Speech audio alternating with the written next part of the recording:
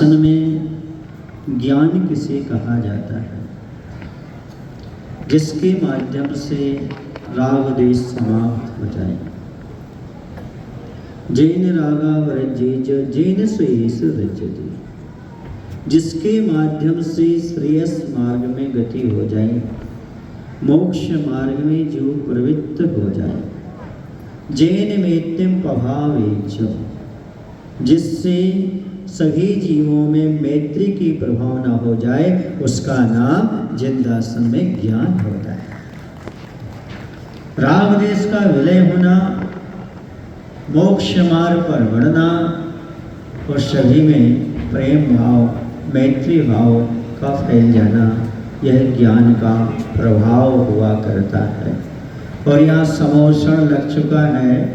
सब बैठ करके प्राय यही समझ रहे हैं, राग देश से ऊपर उठना है, मोक्ष मार्ग पर बढ़ना है और सभी से प्रेम भाव से जीवन व्यतीत करना है। यही समझो ज्ञान का अर्थ है।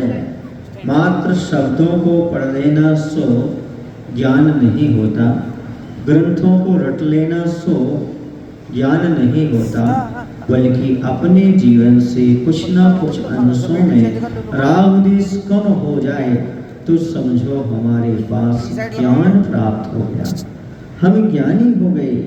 राग देश की यदि हानि नहीं तो काहे का ज्ञानी? ज्ञानी वही है जो राग देश की हानि करके चलता है और थोड़ा बहुत मोक्ष मार्ग में बढ़ने का प्रयास करता है और यूं सोचता है कि हे भगवान, संसार में जितने भी प्राणी हैं ये कभी कष्ट का अनुभव ना करें। इनकी जो कर्म के उदय हैं, जो कर्म से पीड़ित हैं, वह कभी कर्म से पीड़ित ना हो। इसके साथ ही साथ सभी निरोगी रहें। इस प्रकार की भावना भाने वाला ही सच्चा ज्ञानी माना जाता है। अभी आप लोगों ने देखा, भगवान ने 4 कर्मों का घात कर दिया, घात या कर्मों का नाश कर दिया। और देखो वह कितने ऊपर उठ गए? 525 धनुष ऊपर उठ गए। ये किसका प्रभाव है? पहले क्यों नहीं उठ पा रहे थे? कर्मों का भार था। जैसे कर्मों का आधा भार उठा और 525 धनुष हो गए। अब आप कल देखना, पूर्ण कर्म का क्षय करेंगे, 7 राजू पार कर जाएंगे। हमारे साथ कर्मों का भार चल रहा है। लोग दुनिया को उठाने की बात करते हैं, 7 समंदर पार करने की बात करते हैं, कभी बिना सहारे के 1 इंच ऊपर उठ के तो दिखा दो। बहादुरी की बात करते हैं और अपना बल दिखाते हैं। उनसे कहना चाहता हूँ, आप 1 इंच 1 बाल के बराबर तो बिना सहारे के ऊपर उठ के दिखा दो। वो वीर हैं, वो आदिनाथ हैं, वो महावीर हैं।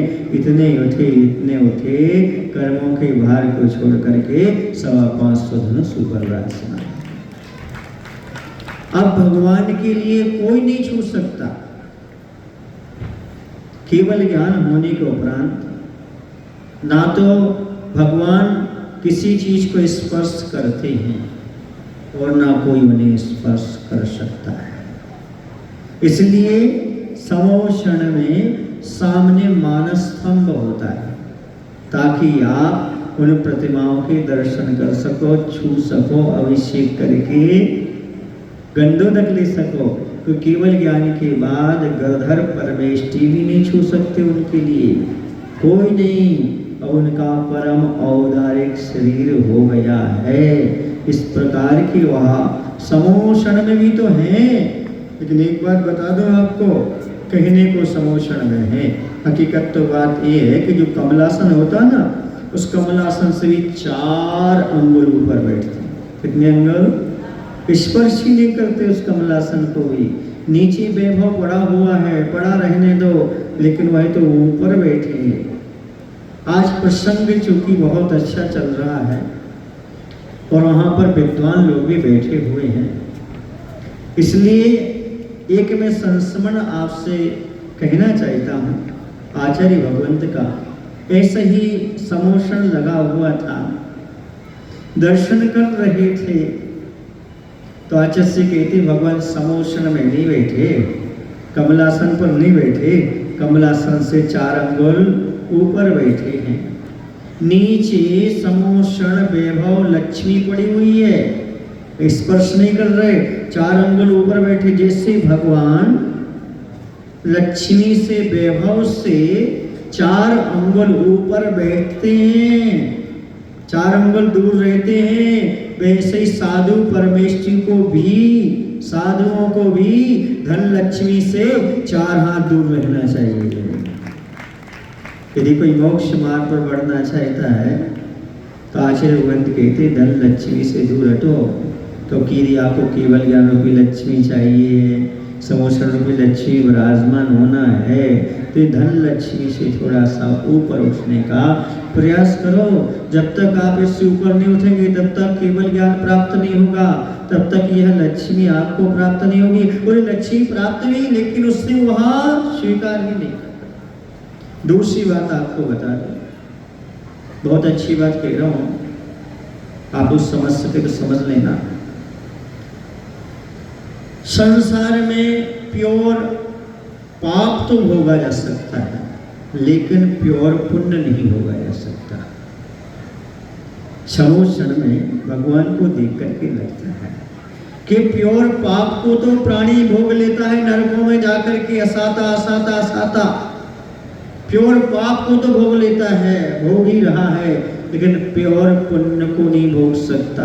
पंडित जी, प्योर पुण्य को नहीं भोग सकता श्रेयस जी, क्योंकि प्योर पुण्य तो 13वें गुरु स्थान में वहां रहता है, वहां इंद्रिय और मन से कोई विशेष काम होता ही नहीं, भोगने में आता ही नहीं।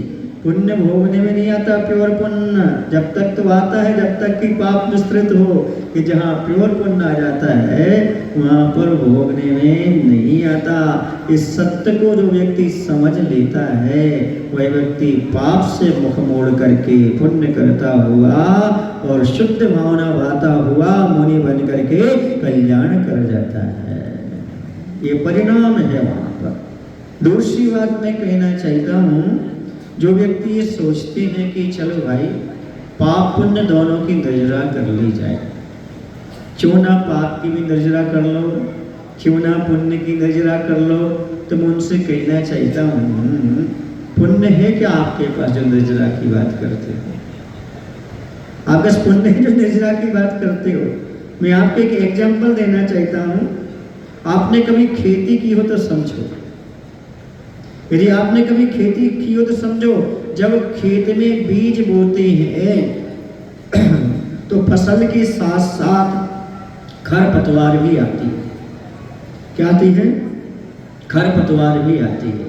अब बताओ, पहले फसल को उखाड़ते हो खरपतवार को उखाड़ते हो? बोलो किसको उखाड़ते पहले? खरपतवार को उखाड़ते हो।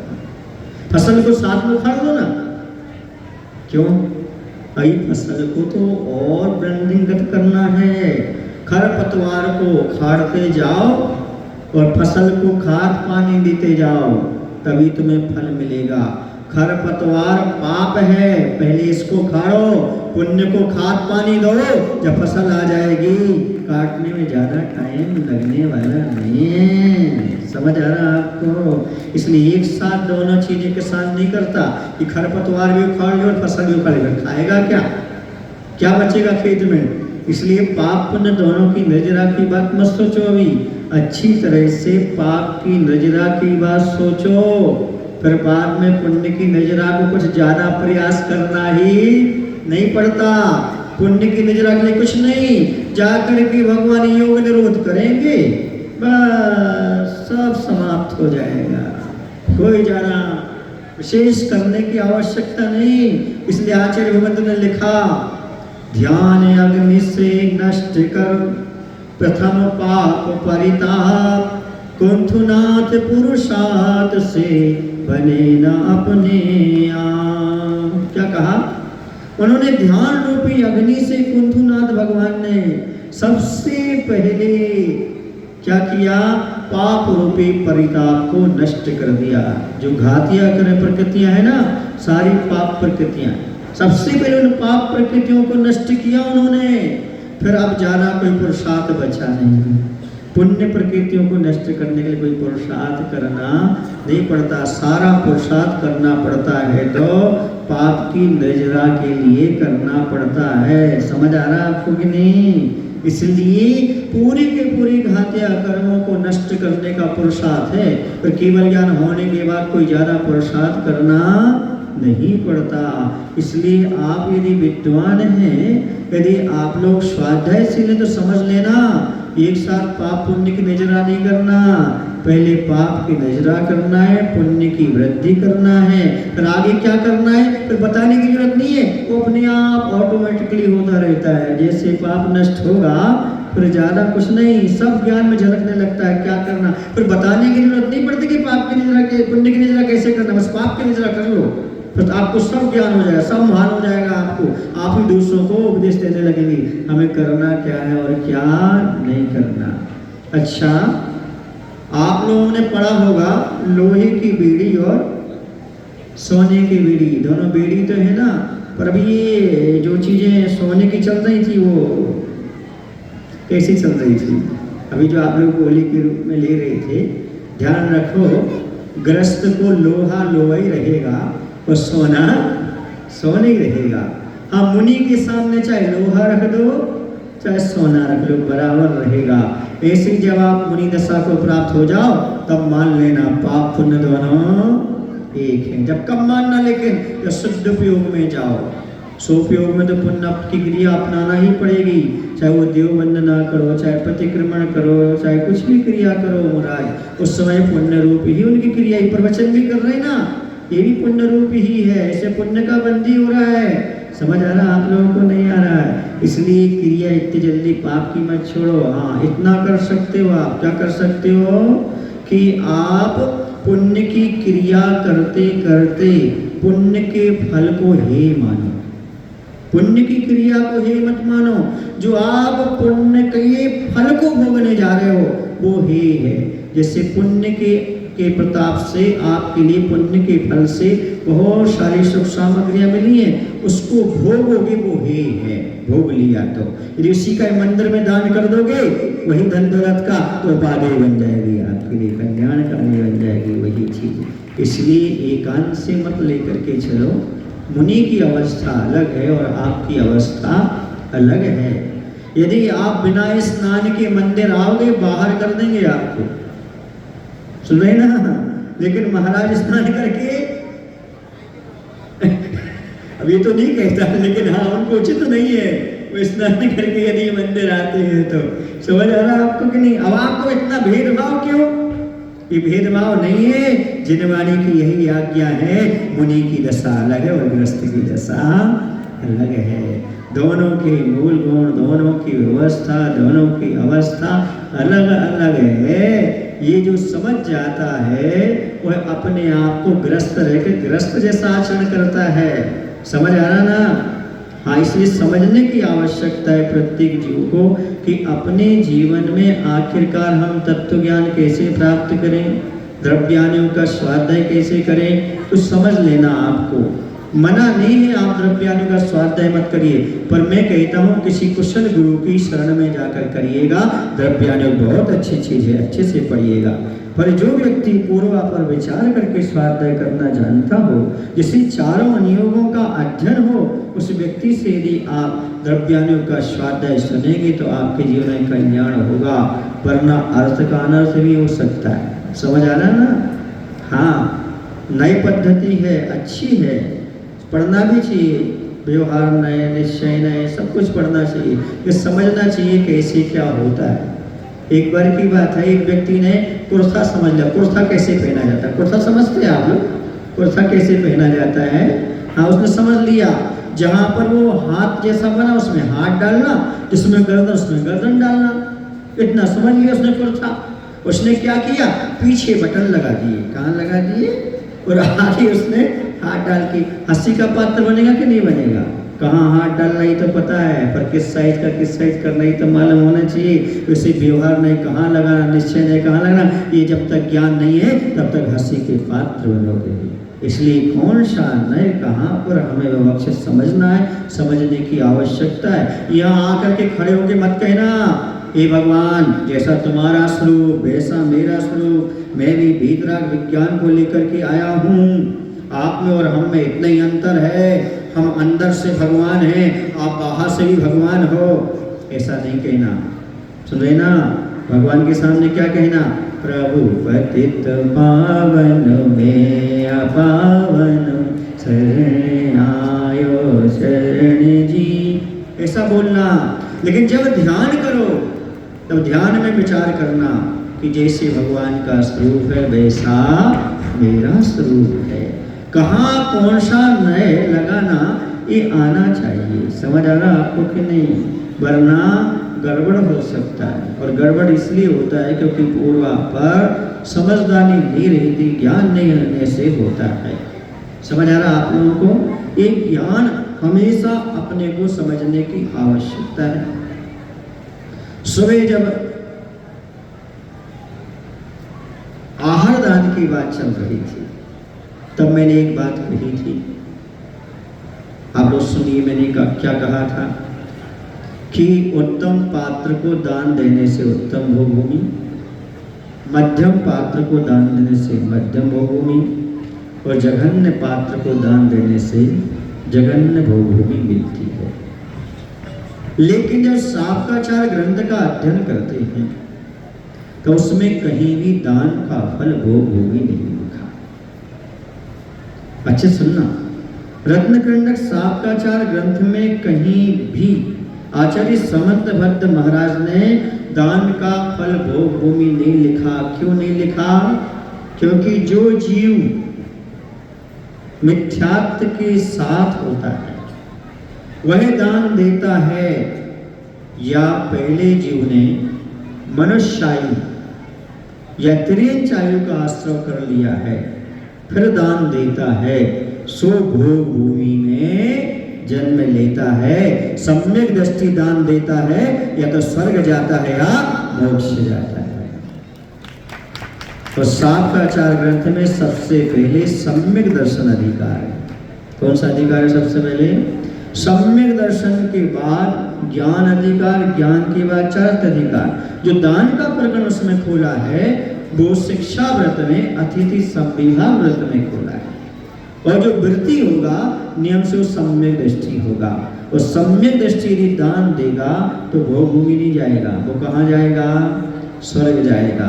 यदि वह मुनि बनता है और काल द्रव्य क्षेत्र सब अच्छा है तो मोक्ष जाएगा। ये फल बताया। इसलिए शास्त्राचार ग्रंथ में कहीं भी दान का फल क्या नहीं बताया?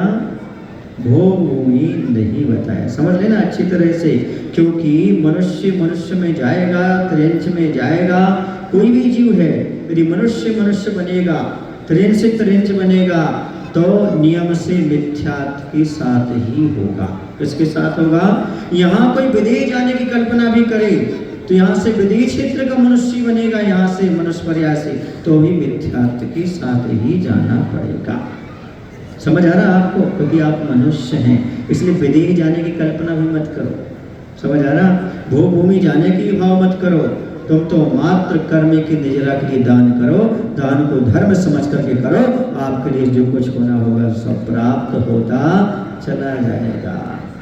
वो बात ऐसी है बंधु, जब दान देता है जीव, अनुमोदना भी कर लेता है जीव, मिथ्यात्व है उसके साथ, वह त्रियंच गति का जीव है, फिर भी अनुमोदना कर रहा है तो अनुमोदना का फल उसके लिए वो भूमि बताया है। समझ आया?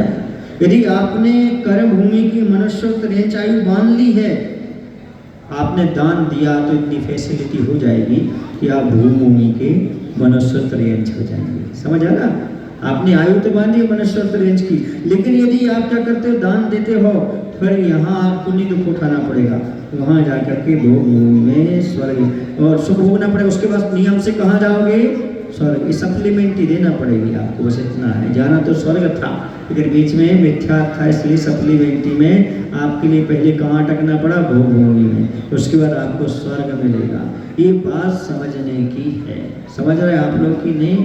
तो अगली बात मैं आपसे और कहूँगा, अगली बात आपको ये बताना चाहता हूँ कि जो व्यक्ति भगवान की पूजन करते हैं, अर्चन करते हैं और स्वाध्याय भी करते हैं, तो लोगों की धारणा ये रहती है कि स्वाध्याय करने से ज़्यादा कर्म की नजरा होती है और पूजन अभिषेक करने से नजरा नहीं होती। ये तो मात्र क्रिया है। ऐसी सोच रखने वालों से मैं कहना चाहता हूँ, दान की क्रिया हो, पूजन की क्रिया हो, अभिषेक की क्रिया हो, ये भी सोपयोग है और स्वाध्याय भी सोपयोग। इतना ही नहीं, तत्व चिंतन भी सोपयोग है। जहाँ चिंतन शब्द आएगा वहाँ पर सोपयोग रहेगा, जहाँ जहाँ सोपयोग रहेगा वहाँ बराबर करने की नजरा होगी। यही प्रश्न किसी ने आचार्य से पूछा कि आचार्य जी पूजन करने में कितना बंद होता है? आचार्य समझ गए कोई स्वाध्यायशील व्यक्ति है, उन्होंने पूछा स्वाध्याय कितनी बार करते हो? बोले स्वाध्याय हम 2 बार करते हैं। कितनी बार करते हैं? तो आचार्य ने कहा जितना आपको कर्म का बंध स्वाध्याय में होता है उससे आधा पूजन करने में होता है, क्योंकि पूजन 1 बार करते हो। समझ आ रहा आपको कि नहीं? पथरिया पंचकर्णक की बात है। पथरिया पंचकर्णक की बात मैं आपको बता दूं, 2018 की बात है सर, नहीं 2008 की बात है। उस समय क्या हुआ, आचार्य भगवान की अगवानी के उस समय पूज्य अजय सागर जी, पूज्य पुष्पदन सागर जी और मैं, तीनों महाराज वहाँ पर थे। शीतकालीन वासना चल रही थी। उस समय पंचकर्णक की भूमिका बनी। आचार्य सागर से विहार करते हुए वहाँ पहुँचे। शायद 18 तारीख को वहाँ से विहार हुआ था, 18 तारीख की याद है मुझे। तो जब वहाँ आचार्य आए, पंचकर्णक हुआ, तो एक बार आचार्य मंच की ओर जा रहे थे, तो मैंने रास्ते में कहा आचार्य जी, एक मैंने कोई जिनेन्द्र रचना नाम से कोई पुस्तक पढ़ी थी पूजन की, उसमें लिखा था कि भगवान का अभिषेक मात्र धूल झराने के लिए किया जाता है। सुने ना, इसमें कोई पुण्य और कोई कर्म की नजरा नहीं होती। तो आचार्य हंसकर बोलते हैं, जिनने लिखा है उनको बता देना, प्रतिमा की धूल झराने के लिए अभिषेक नहीं किया जाता। जो अनादिकाल से कर्मों की धूल पड़ी है ना, उस धूल को झराने के लिए अभिषेक किया जाता है। अर्थात कर्म निजरा का साधन है। सुन रहे ना? फिर मैंने भी चिंतन किया, मैंने सही बात है भाई, नंदीश्वर द्वीप में क्या धूल लगती है क्या? बोलो। तो नंदीश्वर द्वीप में अष्टान का पर्व में कौन जाते हैं? छाए सब में दृष्टि जीव भी जाता है, सौधरविंद आदि भी जाते हैं। तो उनको अवधि ज्ञान ही नहीं, उनको पता नहीं है कि धूल नहीं लगती वहाँ पर अभिषेक करने क्यों जाते हैं? याद रखो, अभिषेक आदि की क्रिया जो है यह प्रामाणिक क्रिया है, ये सम्यक्त वर्णनी क्रिया है, ये कर्म निद्रा का परम साधन है। ये मान करके ये क्रियाएं हमें जीवन में करना चाहिए। ऐसे भगवान की दिव्य ध्वनि में निकला है और सुनने वालों ने उस दिव्य ध्वनि का पान करके इस चीज को समझा है कि ये सब चीजें हमारे लिए कल्याणकारी हैं और यही हमारे लिए क्या है, मोक्ष मार्ग देने वाली है। एक और बात आपसे कहना चाहता हूँ, कुछ लोग ऐसे हैं जो चतुर्थ गुण स्थान में शुद्ध उपयोग की बात करते हैं, व्याख्यान करते हैं चतुर्थ गुण स्थान में शुद्ध उपयोग होता है। तो मैंने आचार्य जी से कहा, आचार्य कुछ लोग चतुर्थ गुण स्थान में शुद्ध उपयोग मानते हैं, तो आचार्य ने कहा उनका वो गुण स्थान चतुर होगा, चतुर्थ नहीं होगा। कौन सा होगा? चतुर होगा, इसलिए मानते हैं। याद रखना बंधु, शुद्ध उपयोग की दशा यदि प्रारंभ होती है तो सप्तम गुण स्थान से प्रारंभ होती है। कहाँ से होती है? वही भी स्वस्थान नहीं, साथी से सप्तम गुण स्थान से प्रारंभ होती है। बंधु इस बात को समझना आप लोग। जो व्यक्ति चतुर्थ स्थान मान रहे हैं वो अभी आगम को सही ढंग से पढ़ नहीं पा रहे, समझ नहीं पा रहे। इसलिए ये सिद्धांत आपके सामने रख रहा हूँ ताकि कुछ लोग ऐसे हैं जो घर बैठे शुद्ध उपयोग कर रहे हैं। और शुद्ध उपयोग का फल क्या है बताओ? शुद्ध उपयोग का फल क्या है पंडित जी, आप बता दीजिएगा। शुद्ध प्रयोग का फल यदि कोई है तो केवल ज्ञान। क्या चीज है? शुद्ध प्रयोग के बाद कुछ नहीं करना पड़ता, तो सीधा क्या है? केवल ज्ञान है बंधु। इसलिए मैं कहना चाहता हूँ, यदि जो व्यक्ति घर गृहस्थी में बैठ करके शुद्ध प्रयोग कर रहा है वह वास्तव में केवल ज्ञान प्राप्त करने की बात कर रहा है। उन लोगों को समझने की आवश्यकता है, भोली भाली जनता को भी ये समझने की आवश्यकता है। उन्हें स्वाध्याय करना चाहिए, समझना चाहिए। जिसने जो कुछ कह दिया उसे स्वीकार नहीं करना चाहिए। आपका स्वाध्याय नहीं होने से आप दिग्भ्रमित हो जाते हो। यदि आपका स्वाध्याय बराबर बना रहता है तो दिग्भ्रमित होने की बात नहीं है, बल्कि आपको सही वस्तु तत्व ज्ञात हो जाता है, आप समझ जाते हो। देखो बंधुओं, आपके सामने मोहिनी कर्म है। मोहिनी कर्म सबसे बलवान कर्म माना जाता है। कैसा माना जाता है? सबसे बलवान कर्म माना जाता है। पर घबराइए मत, सबसे कमजोर कर्म है तो मोहिनी कर्म। समझ आ रहा है? मोहिनी कर्म के दो भेद हैं, दर्शन मोहिनी और चारित्र मोहिनी। मोहिनी कर्म को सबसे बलजोर इसलिए मानते हैं क्योंकि अनादिकाल से अभी ये अपने साथ पड़ा हुआ है, उसका क्षय नहीं कर पाए, इसलिए मोहिनी कर्म को बलवान मानते हैं। लेकिन मोहिनी कर्म कमजोर भी है। पूछो क्यों? क्योंकि दर्शन मोहिनी का क्षय ग्रस्त जीवन में चौथे गुण स्थान में कर सकते हो, इसलिए कमजोरी। हाँ, समझ रहे आप लोग कि नहीं? इसलिए आप दर्शन मोहिनी का क्षय घर बैठे भी कर सकते हो। छायक सम्यदृष्टि, हाँ कंडीशन अलग है, ये बात अलग है कि गुण स्थान तो कौन से में हो सकता है? चौथे गुण। इसलिए हमारा यह जो दर्शन मोहिनी है यह कमजोर भी है। इतने मत घबराओ, मोहिनी का नाम लेते घबराने लगते हो। समझो, समझने वाले को कोई कठिन नहीं है, जो समझ नहीं पाता उससे कठिन होता है। एक बार किसी ने हमसे पूछा था, क्यों आपने दुनिया देख ली थी कि जो दुनिया छोड़ने की बात करते हो, मुनि बनने की बात की आपने सारी दुनिया देख ली क्या, जो आप दुनिया छोड़ करके और मुनि बनने की बात करते हो? तो मैंने उनसे कहा, दुनिया तो आप देखो, दुनिया तो आप देखो। दुनिया देखने से वैराग नहीं आता, दुनिया का चरित्र समझने से वैराग आता है। जो दुनिया को समझ लेता है उससे वैराग आता है भैया, दुनिया को देखने को नहीं होता। समझ आ रहा ना? ग्रंथ पढ़ने से वैराग नहीं आता, ग्रंथ में जो लिखा है उसके अर्थ को समझने से वैराग उत्पन्न होता है। आप लोग आजकल कुकर के जमाने वालों में हो, इसलिए क्या बताऊं, आप लोगों ने कभी बर्तन में चावल पकाया? जब बर्तन में चावल पकाते हैं तो उसके ऊपर एक तस्तरी रख देते हैं, खदबद खदबद खदबद की आवाज आती ना, मार रहता है उसमें। तो क्या करते, कैसे जानते हैं? कुकर में तो समझ लिया सीटी आ गई तो 1 2 कितनी सीटी आती है? 3 सीटी आती, तो आपने मालूम पड़ा वो पक गया।